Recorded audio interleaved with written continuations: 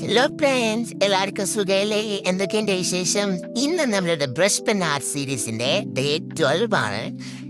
അപ്പൊ എങ്ങനെയാണ്, നിങ്ങൾക്ക് എല്ലാവർക്കും ഇഷ്ടാവുന്നുണ്ടല്ലോ അല്ലേ?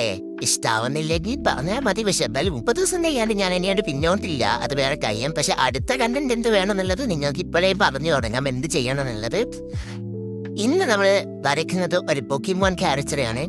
ഏതാണ് ആള് എന്നുള്ളത് അറിയുന്നവർ കമന്റ് ചെയ്യാം. പിന്നെ ഞാൻ പിന്നെയും കുറെ പൊക്കിമോൻ ക്യാരക്ടേഴ്സിനെ വരയ്ക്കുന്നതിനെ പറ്റിച്ച് നിങ്ങളുടെ അഭിപ്രായം എന്താണെന്നും കമന്റ് ചെയ്യാൻ മറക്കണ്ട.